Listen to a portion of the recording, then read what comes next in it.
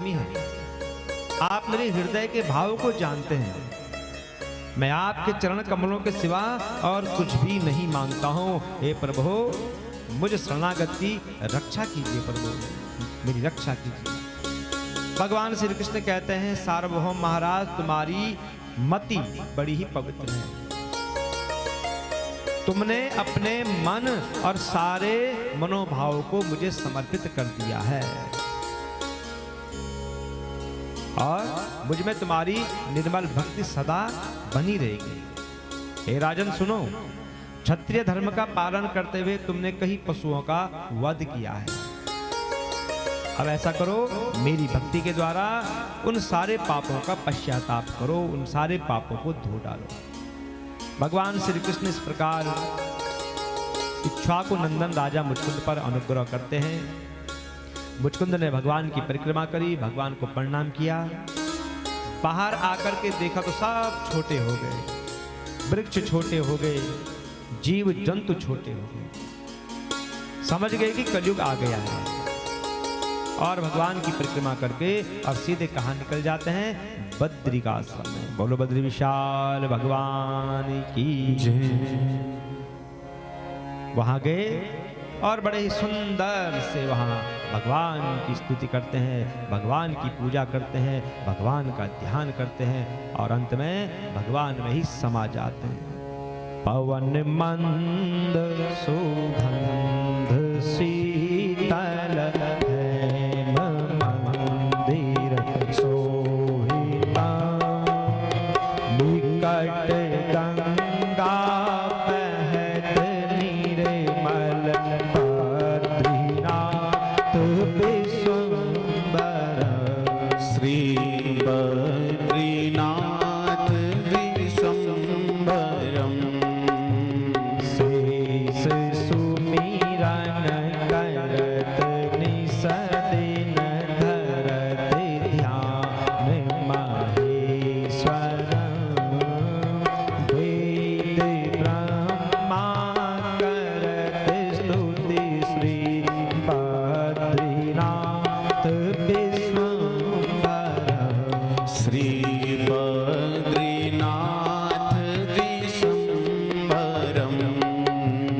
इंद्र चंद्र कुबेर दिनकर, धूप दीप निवेदिता, सिद्ध मुनि जन करत जय जय, बद्रीनाथ विश्वम्भरम्। श्री बद्रीनाथ विश्वम्भरम्, शक्ति गौरी गणेश शारद नारद मुनि उच्चारण, योग ध्यान अपार लीला, बद्रीनाथ विश्वम्भरम्। श्री बद्रीनाथ विश्वम्भरम्,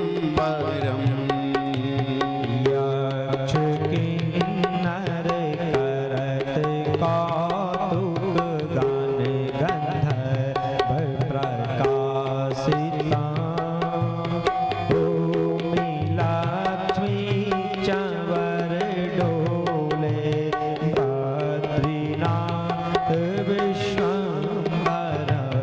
श्री बद्रीनाथ विश्वम्भरम्, कैलाश में एक देव निरंजन, शैल शिखर महेश्वरम्, राजा युधिष्ठिर करत स्तुति, श्री बद्रीनाथ विश्वम्भरम्। श्री बद्रीनाथ विश्वम्भरम्, पवन मंद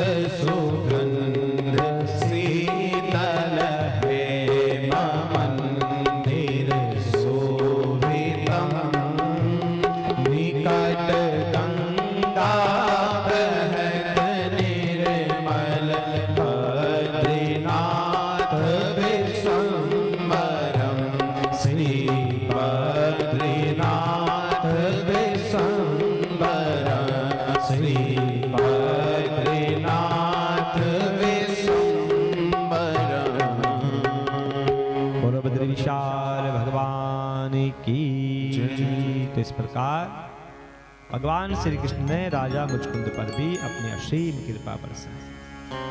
अब भगवान श्री कृष्ण मथुरापुरी लौट आते हैं और काल यवन की जो 3 करोड़ सेना है उन सबका संहार करते हैं। और जैसे ही उनका धन ले जाकर द्वारिका जाने लगते हैं, उसी समय आ गया कौन?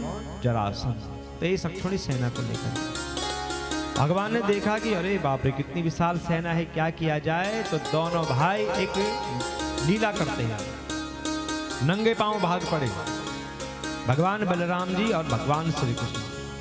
और पीछे पीछे जरासंध, अरे कहां भाग रहे हो, नहीं मारूंगा तुम्हें, आ जाओ मेरी शरण में। मैं भूल जाऊंगा कि तुमने मेरे दामाद और अपने मामा को मारा है। भागते भागते भागते दोनों भाई एक पर्वत में छिप जाते हैं, जिसका नाम है परवर्षण। इसका नाम परवर्षण क्यों है? क्योंकि यहाँ सदा बारिश होती है, मेघ घिरे रहते हैं, हरा भरा है। बहुत ढूंढा पर दोनों भाई कहीं भी नहीं। क्या किया जाए महाराज, कहीं नहीं दिख रहे हैं। जरासंध ने कहा आग लगा दो इस जंगल को। आग लगा दी जाती है। भगवान श्री कृष्ण बलराम जी ने देखा कि पर्वत के ओर छोर जलने लग गए हैं, तो क्या करते हैं, 44 कोस ऊंचे पर्वत से छलांग लगाई और सीधे कहां चले जाते हैं, अपनी द्वारिका में। और भगवान को छलांग लगाते हुए किसी ने भी नहीं देखा। सोचा